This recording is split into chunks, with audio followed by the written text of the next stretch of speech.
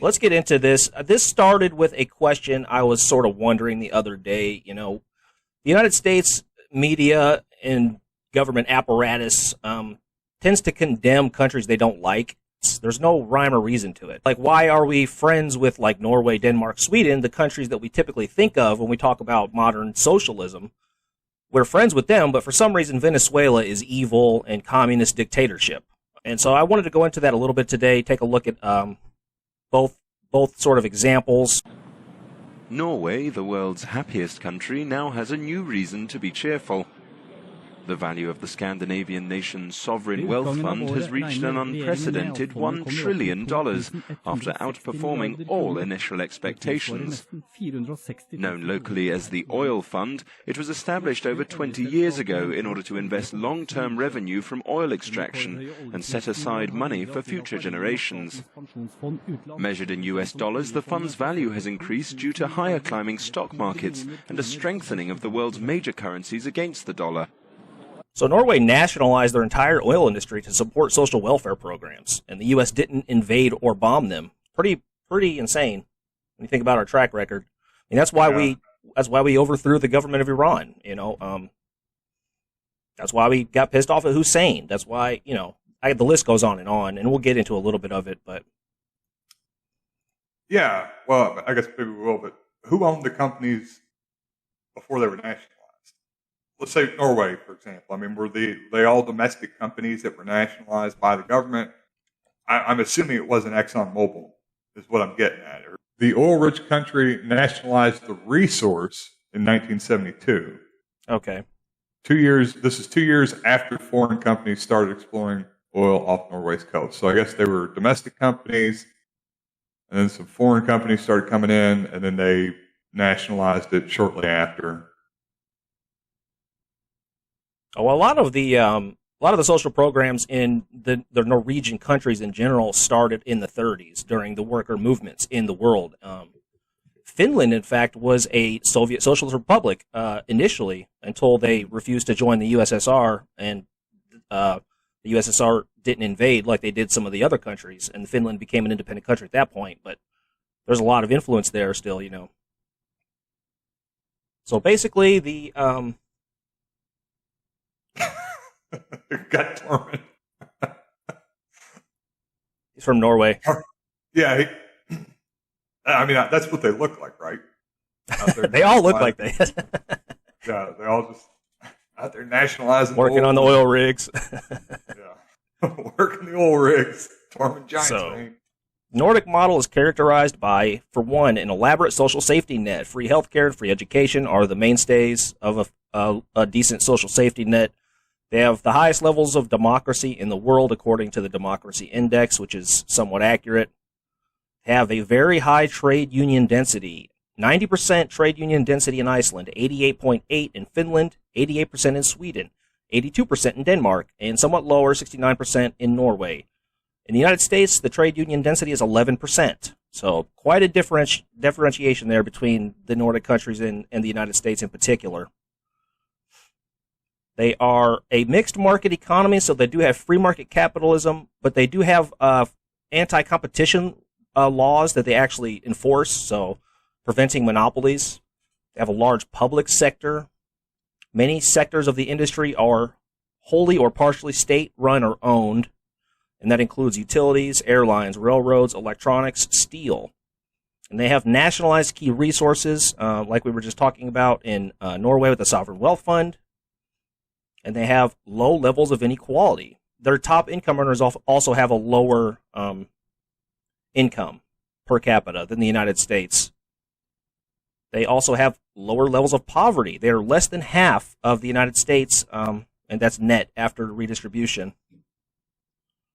So they're just kind of better in every way for the average person. The only situation where it would be better to live in the United States is if you're at the top 1%, essentially, in terms of standard of living and happiness and whatnot.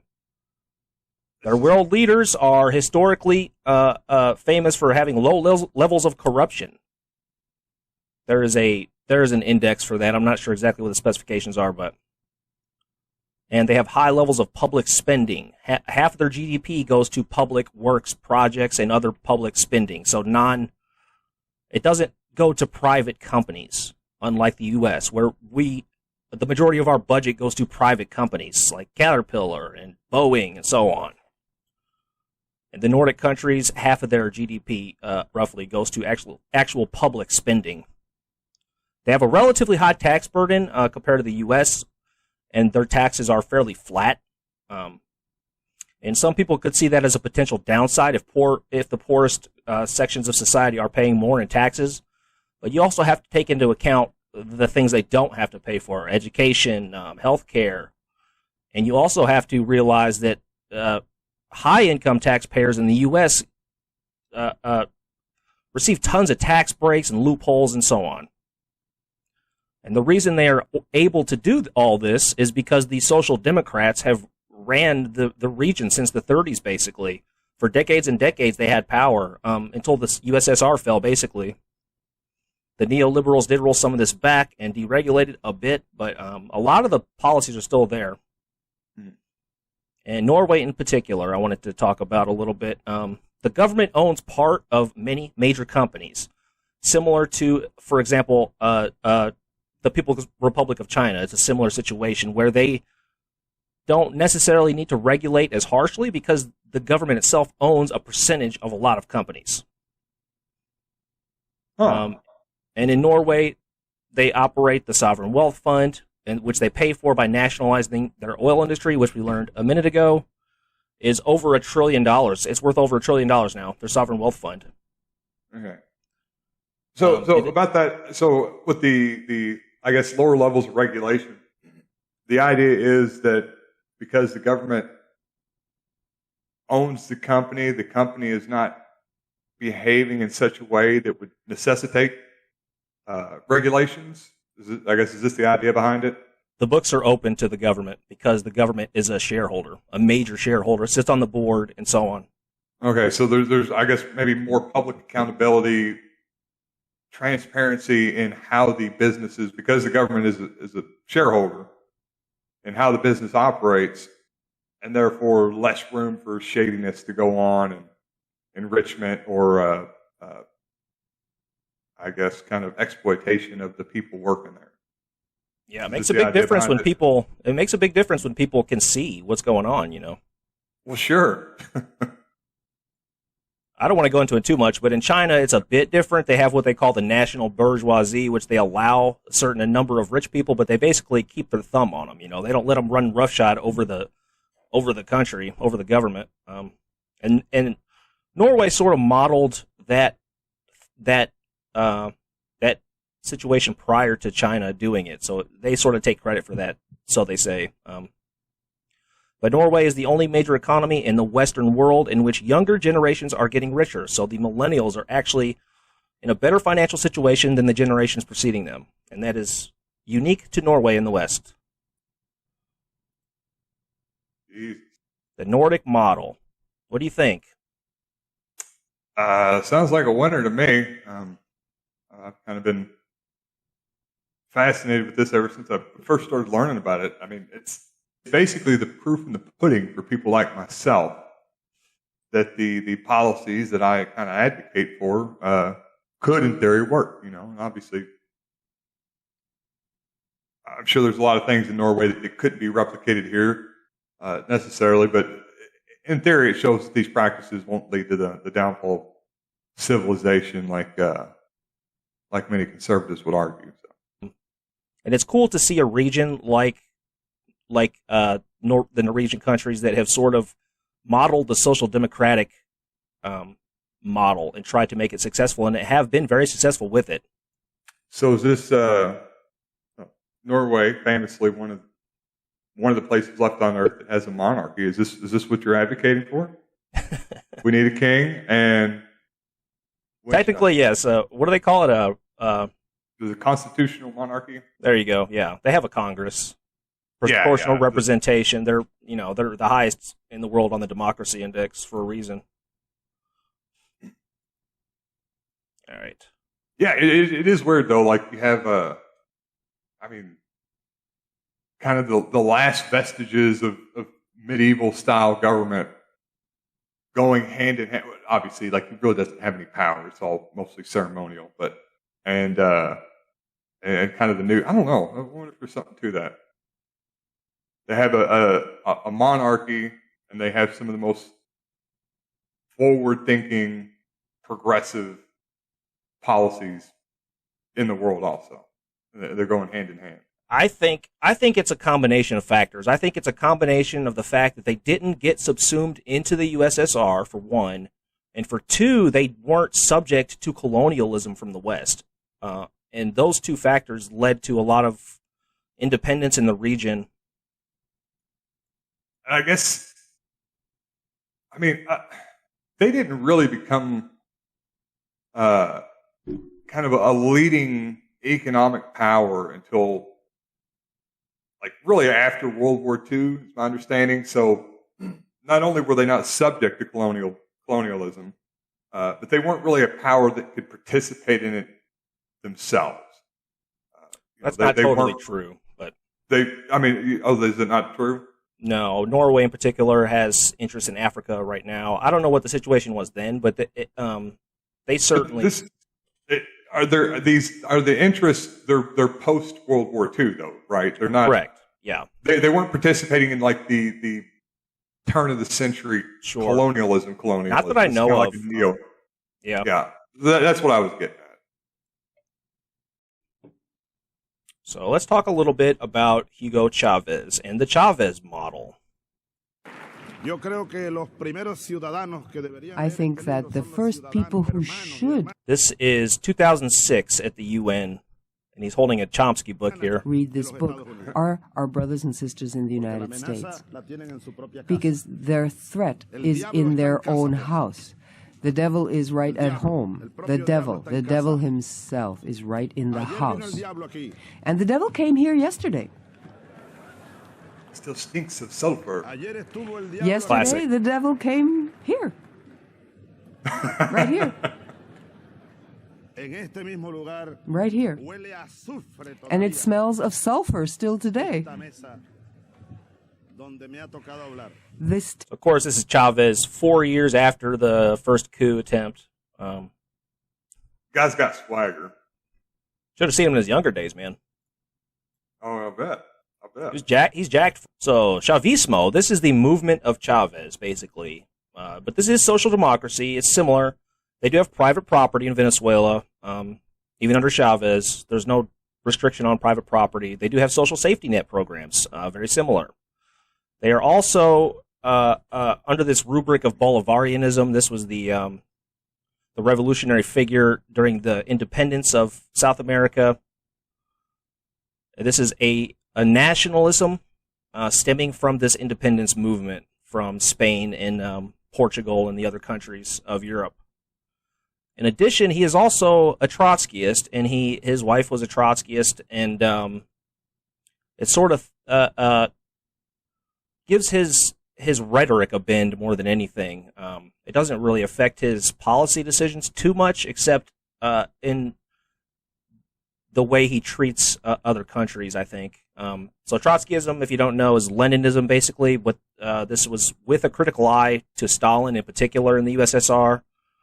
Not any specific policies, really, but Trotsky just sort of didn't like Stalin and was an anti-Stalinist for his own publicity, in my opinion. But if the whole idea of the dictatorship of the proletariat inevitably leads to just the dictatorship, whether it has democratic support at the beginning, it's kind of irrelevant if the democratic support is going to slowly erode or just be manufactured. The problem is you have to sort of, the people in power in the Communist Party, say, of China now, let's talk about, or you could talk about the USSR Politburo also. You have to sort of trust that they have their best intentions, right? Fuck that. Yeah. I'll take the Nordic social model. I'll take the Nordic model over that, but sure. This is 2021. We have different ideas these days, right? In terms of socialism. For sure. So in Venezuela, he established these communal councils These are municipal councils, basically, that I advocate for. These are neighborhood-based elected councils. They're funded by the government, and many were armed after multiple coup attempts. And I would characterize these as similar to the CDR in Cuba, but they're also sort of like the city council. They plan local projects, and they submit funding requests to the federal government, and they receive a lot of funding, actually. They do a lot of good work in Venezuela. And in fact, the federal government, 1/50th of their entire budget goes to these communal councils. Pretty good chunk of change there for basically municipal governments. They establish communal banks which approve microloans for small businesses. This is similar to the idea that we want to do in the United States with postal banking, allow for everybody to have access to a bank, of some kind, so they don't have to go to payday lenders and shit. His social programs are called Bolivarian missions. He has a bunch of these. Their social programs started under Hugo Chavez. They provide free medical coverage. These are basically councils that he empowers to do these things. So one council is trying to provide affordable food for people.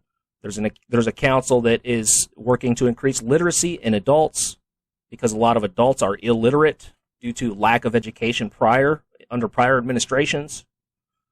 There are councils providing free post-education, constructing new low-income housing for the unhoused. They are working on restoring indigenous rights in the region.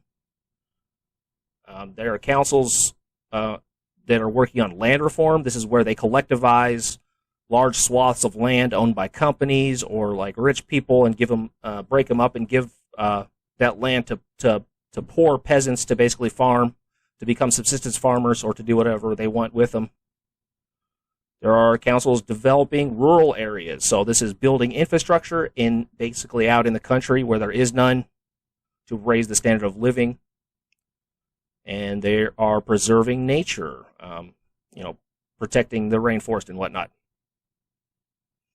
Now, that's all good and everything, but what's wrong with Chavez? What's the problem? He is in strong opposition to neoliberal policies, and including being a vocal critic of the United States, and in particular U.S. foreign policy. He spoke out in support of Castro and Morales, Ortega, and other leftist governments that the U.S. doesn't like. And he's been an outspoken critic of the World Bank and IMF programs. This is the neo-colonialism where what they essentially do is they go to developing nations. They say, hey, we'll loan you all this money. In return, you have to cut all your social programs. Austerity? Yeah, there you go. Yeah. Austerity. That is Chavismo. Very similar, right? It's really just rhetoric that puts him in opposition to the U.S.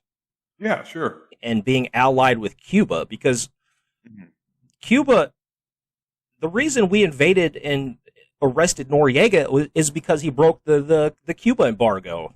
He spoke out against the U.S. invasions of Iraq and Libya. He also orchestrated a coalition of Central and South American countries with this Petrocaribe. This was an oil agreement among Central and South American countries. And he founded Telesur, of course, to counter the capitalist media narratives in the region. Largely, responsible for the many coup attempts against him. It's crazy how much media coverage money will buy you anywhere in the world. Yeah, so, the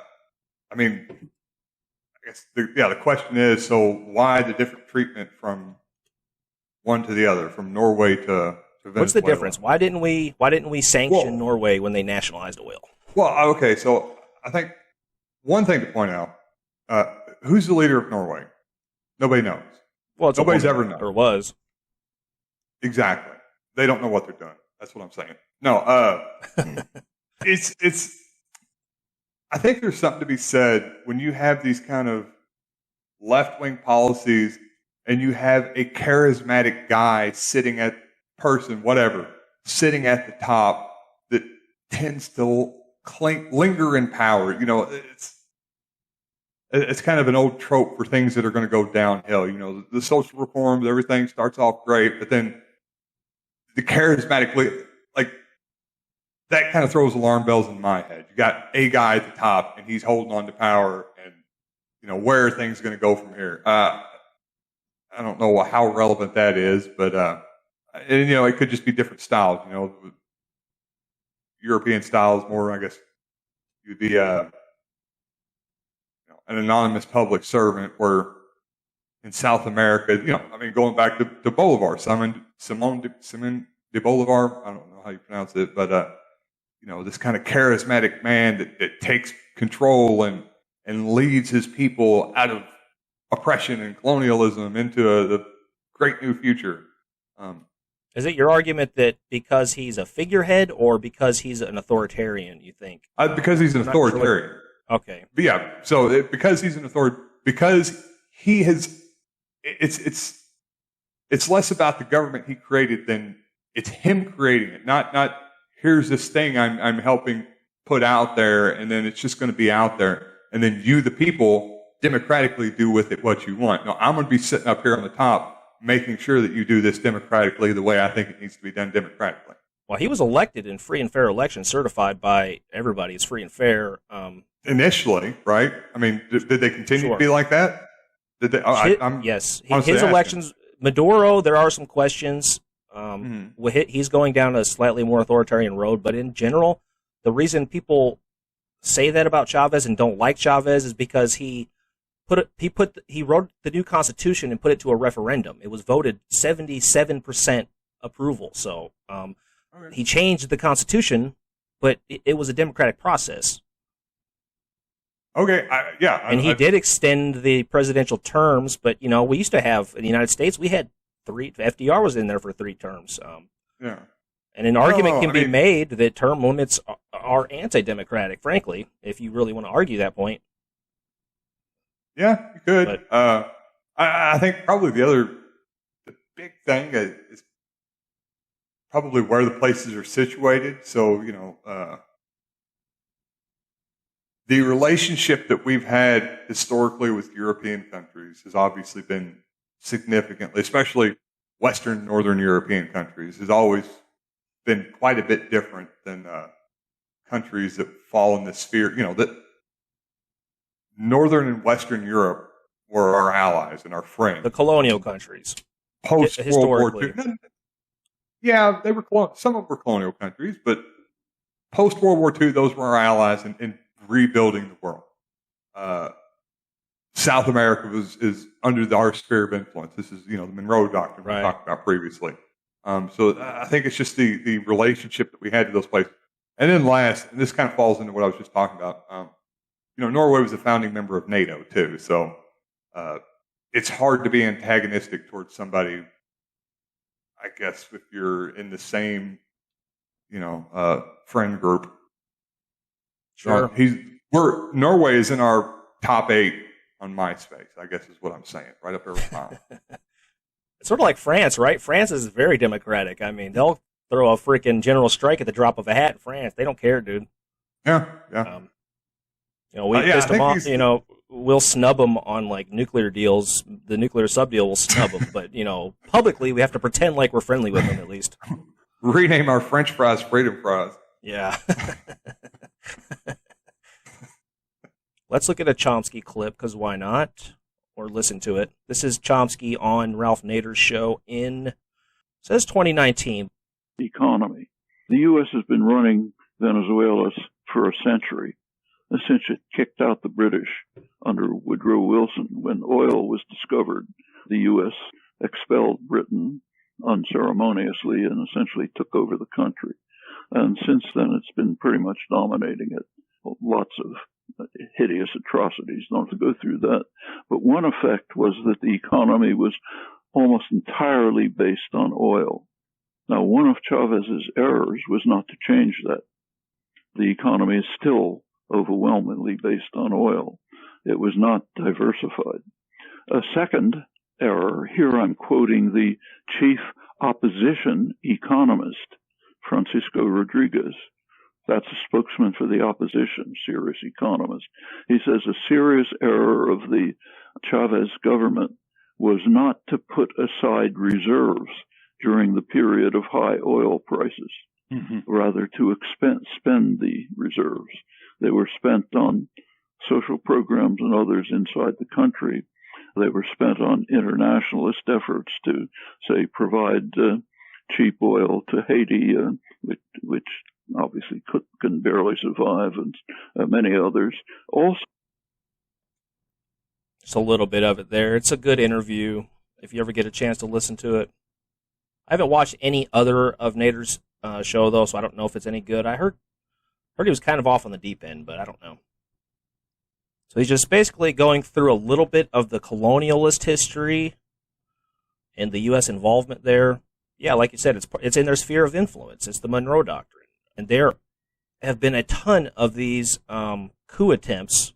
There are figures involved in this coup and others, including Mark Rubio, Mike Pence, and the President of Colombia. So this is high-level figures. This is what you always talk about when it comes to these geopolitical issues. They are in OPEC country, of course. Other countries in OPEC, the Organization of Petroleum Exporting Countries, include Iran, Kuwait, Iraq, Saudi Arabia, and Venezuela. Notice anything about these countries? Any through lines here? Except for Saudi Arabia, I guess. They all have excellent music? I don't know. What is it? They're all the subject of multiple U.S. invasions / coups / And the fear I have is that Venezuela is sort of next, right? Yeah. The next invasion. They have a lot of bombs to blow up somewhere. Some article had come out recently about a general that was working at the DOD. I think it was tied in with Afghanistan, and people there were saying, like, hey, this is our excuse to go into Venezuela and Iraq, and this is, I guess, like it was like right after 9/11, and they were already talking about how this was going to be an excuse to go to Venezuela. Oh, really? Back then? Yeah, I guess they'd had plans on the table, according to this article. I told you, Pompeo was talking about invading, under Trump. They just didn't. I'm not sure, maybe the coronavirus pandemic maybe put a halt to that. I mean, relations warmed up a little bit under Obama between Cuba and the U.S. and between Venezuela and the U.S., but then it just took a turn for the worst. Norway has oil, but not enough oil, I guess. Not enough oil, and yeah, I guess. I mean, if they had enough oil, they'd be members of OPEC, right? And that's just kind of how it works. Right, I guess so. Within the country, things are going to be quite, obviously, like if you're living in Venezuela versus living in Norway, your experience as a citizen is going to be pretty different. That's kind of the same policies. They got the same theme, but... Well, Norway's developed. But, yeah, Norway's developed too. But on the outside, it's not making to a different country, relations with those two countries should be essentially the same. You have these nationalized, both of them are large oil producers, they're nationalized, they're being dealt with. So big social safety net, Yeah. See, Norway's not Norway's not out there talking shit. Don't talk shit. You won't get. That's what it is. Don't talk shit and have a beautiful bikini team. Very important. Tall blonde women.